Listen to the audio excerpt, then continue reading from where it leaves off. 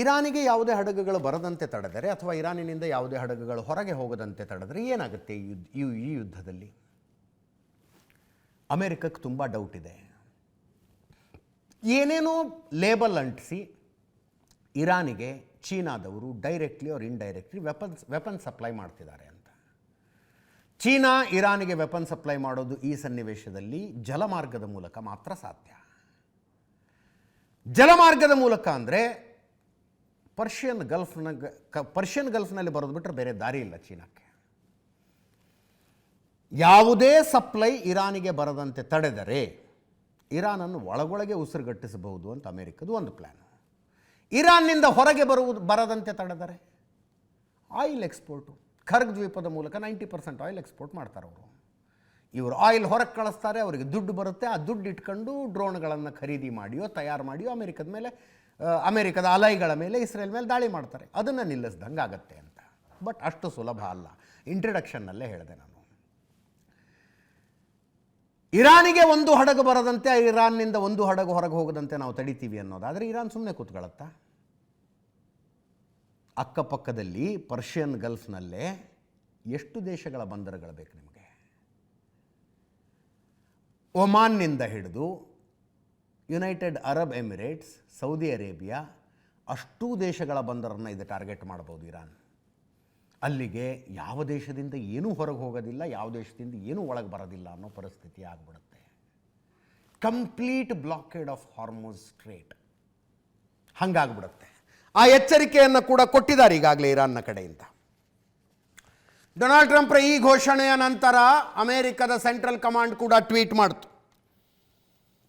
ಇರಾನಿನ ಬಂದರುಗಳನ್ನು America ದಿಗ್ಬಂಧನಕ್ಕೆ ಒಳಪಡಿಸಲಿದೆ. ಇರಾನ್ನ ಎಲ್ಲ ಬಂದರುಗಳ ಮೇಲೆ ದಿಗ್ಬಂಧನ ವಿಧಿಸಲಾಗುತ್ತೆ. ನಾಳೆ ಬೆಳಗ್ಗೆ 10 ಗಂಟೆಗೆ, ಅಂದರೆ ಈಗ ಭಾರತೀಯ ಕಾಲಮಾನದ ಪ್ರಕಾರ 8:30 ರಾತ್ರಿ, ನಾಳೆ ಬೆಳಗ್ಗೆ 10 ಗಂಟೆಗೆ ಬಂದರುಗಳ ಮೇಲೆ ದಿಗ್ಬಂಧನ ಹಾಕ್ತೀವಿ. ಇರಾನ್ ಬಂದರು ಪ್ರವೇಶಿಸುವ ನಿರ್ಗಮಿಸುವ ಎಲ್ಲ ಜಲಮಾರ್ಗ, ಅರೇಬಿಯನ್ ಕೊಲ್ಲಿ, ಒಮಾನ್ ಕೊಲ್ಲಿ, ಪರ್ಷಿಯನ್ ಗಲ್ಫಿಗೆ ಅರೇಬಿಯನ್ ಗಲ್ಫ್ ಅಂತಲೂ ಕರೀತಾರೆ, ಅರೇಬಿಯನ್ ಗಲ್ಫ್, ಒಮನ್ ಗಲ್ಫ್ ಎಲ್ಲ ಇರಾನಿನ ಬಂದರು ಸೇರಿದಂತೆ ಇರಾನ್ನ ಕರಾವಳಿ ಪ್ರವೇಶಿಸುವ ಅಥವಾ ನಿರ್ಗಮಿಸುವ ಎಲ್ಲ ರಾಷ್ಟ್ರಗಳ ಹಡಗುಗಳ ಮೇಲೆ ದಿಗ್ಬಂಧನ ಜಾರಿಗೆ ತರ್ತೇವೆ.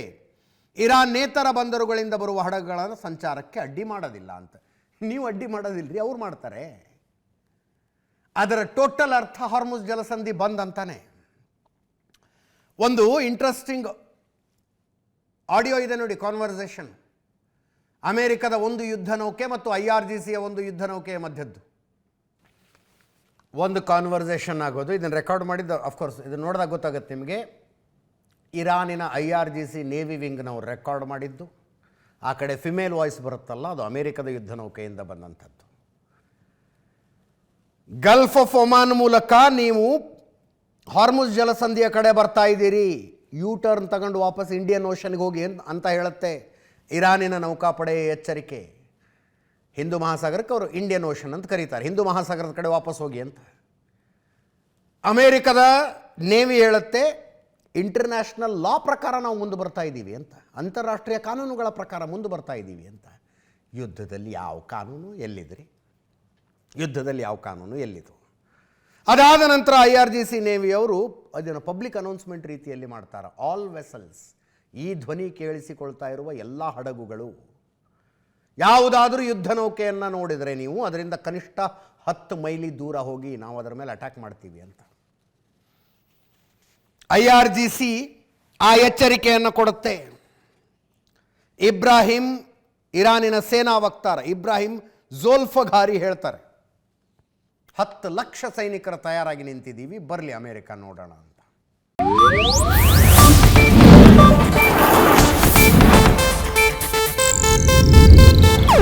ಇದು ಏಷ್ಯಾನೆಟ್ ನ್ಯೂಸ್ ನೆಟ್ವರ್ಕ್ ಪ್ರಸ್ತುತಿ.